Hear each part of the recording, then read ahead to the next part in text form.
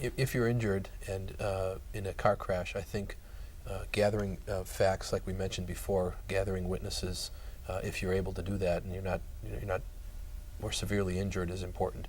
But in terms of who pays medical bills, most people who have auto insurance have a part of their policy that will actually pay medical bills regardless of whether the car accident is your fault or not. And a lot of people don't know that. You do not necessarily have to have your own health insurance that's going to pay those bills.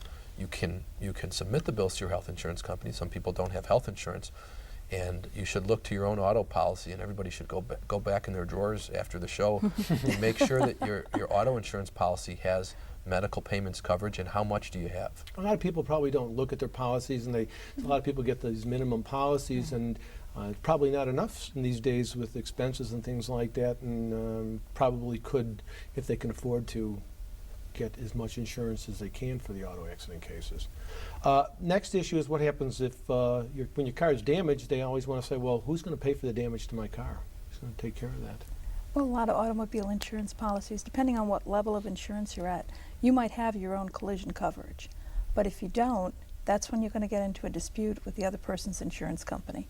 And I think being in an auto accident, unfortunately, is almost a universal experience for anybody who's been driving for a period of time. So the first thing you're going to do is call a police, or someone's going to call a police to the scene. And while the police is there, you're going to exchange that information. You're going to find out who the other person's insurance company is. You're going to give them your insurance information, and at least then you have a contact point for your own property damage. Yeah, you mentioned about who's going to pay for the damage.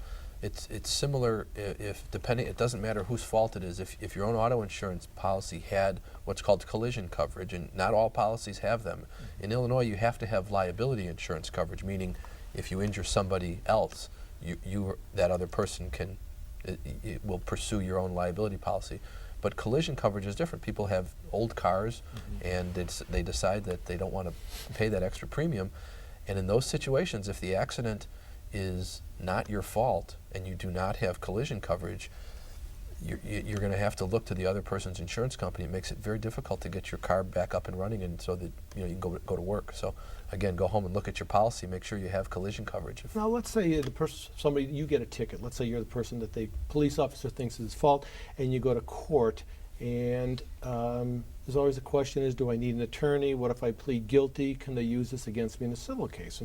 And what happens in those situations when you see you go to court 2 years later in the trial? Can that be used against you? Well, if you take a guilty plea, that's a statement, that's an admission, and yes, it can be used in a civil suit. To the extent, it'll depend on what you actually plead guilty to. And Ron, what do you advise your clients who are, let's say, the injured person who's not at fault in the case? Do you tell them to go to traffic court? They always ask you, should I go to traffic court? Yeah, or don't go to traffic court? Obviously, like the other person to plead guilty for whatever reason. That's a good question.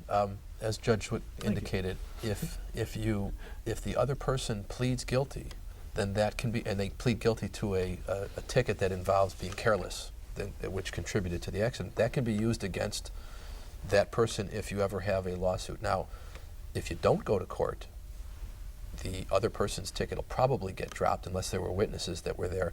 And it's important to remember that doesn't mean that you still can't prove your case. Well, that's what some people think, oh my gosh, they dismissed the case, or I didn't show up and the case was dismissed. Is that going to be used? They found it against me in the traffic case or whatever. Does that have anything to do with my civil case? What happens in the traffic court? If the person's ticket gets dismissed for whatever reason, that's not something that person can introduce to defend themselves in the case. So the answer to the question is, you do not have to go to traffic court to be able to pursue your case against the other driver. People have to remember that there's a different standard in traffic court. Traffic court is on a criminal standard, not on a civil standard. Okay. Sometimes it's even good just to get an idea for what they're going to say later down the line as far as their theories of the case or how they think it happened, if there's some debate about that. We only have 5 more minutes in the show. We have a lot to talk about, but maybe we could give our viewers just an idea to take them through the case, just briefly, from the standpoint of the plaintiff or the defense, and then from Your Honor's standpoint for the court, just what happens, briefly going through the stages and where you get to trial. Sure. I guess I'll start because the plaintiff goes first. All right. In cases. I'll give you each a minute. I'll take them. The plaintiff files a lawsuit, and the complaint is served on the defendant. The sheriffs actually go to the person's house and serves, or wherever they can find the person, serves them with the papers, and that starts the lawsuit. And I think from there, that's when you want to take over and notify either your insurance company or get yourself a lawyer, and I'll bet you Lisa has more to say on that. And from the defense standpoint, if you're defending somebody, what's the next procedure that goes through in the courts? After the lawsuit's filed, what happens next in the second stage of the lawsuit? Well, you would answer the pleadings, you would investigate it, you would be assigned legal counsel if you're the person. Your insurance company would do that. Say it's an automobile case, you would be assigned counsel who would be representing you in the case. And who pays for that? That would be covered by your insurance. Okay. That's what your premiums are for when you pay insurance. Okay. And so and again, it just goes back to, as long as you're cooperating, this person would be assigned to you, and they would be free of charge, and they would be your attorneys. And they would speak to you and help you investigate what happened and sort of devise what your defense strategy is in the case. And from there, the parties will exchange papers, written questions and answers. They'll give depositions, which are under oath statements about what occurred, and ultimately the case will be ready for trial, where we And before it gets to trial, does the courts or involvement try to get these cases settled, and are most cases settled? Absolutely. While the parties are exchanging information and engaging in discovery and fact-finding, it's usually monitored by a judge as it works its way up the system. And when the parties are ready, or when the facts get to the point where the parties look like they could be ready to talk settlement, there's usually a suggestion that they sit down with a judge or a mediator and see if they can come to a resolution. If they don't, we go to the next step, and at that point, there's always that suggestion that we sit down with a judge or a mediator and try it one more time. And if not, then you have a jury trial. If right? not, then they can tell the judge that they're ready for trial. They'll be assigned a trial judge, and they'll go to jury or non-jury, depending on what the choice is. Right. And that usually process takes in Cook County now in the law division how long?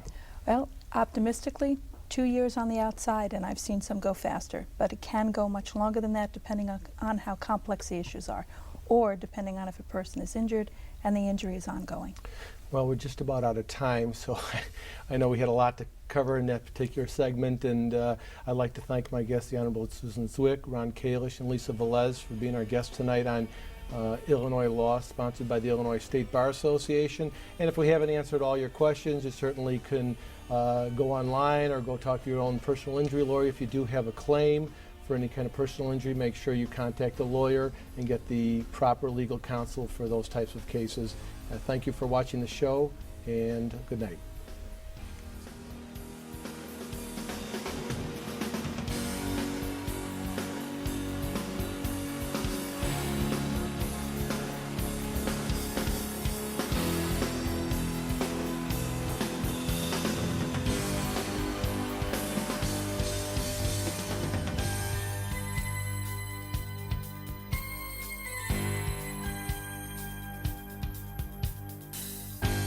Good evening.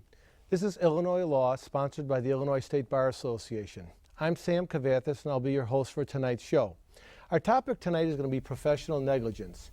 And to help me with tonight's topics, my guests are Lisa Velez, and Lisa is an associate at the firm of Cassidy Shoddy LLP. And Cassidy Shoddy is a defense firm specializing in professional liability, products liability, construction, and insurance coverage, among other practices. Ms. Velez is a member of the Illinois State Bar Association and the Hispanic Lawyers Association of Illinois. She is also a member of her firm's Diversity Committee. Ms. Velez also serves on the board of directors for Save a Pet Adoption Center, a no-kill adoption center in Grays Lake. Lisa, welcome to tonight's show. Hi, thanks for having me. My second guest is Ron Kalish. Ron has been a trial lawyer since 1992. He is a partner in the law firm of Steinberg, Goodman, and Kalish. Ron has handled all types of personal injury cases, including medical negligence, product liability, nursing home, and other various personal injury claims. He's also argued cases before the Illinois Appellate Court, the Illinois Court of Claims, the United States Bankruptcy Court of the Northern District of Illinois.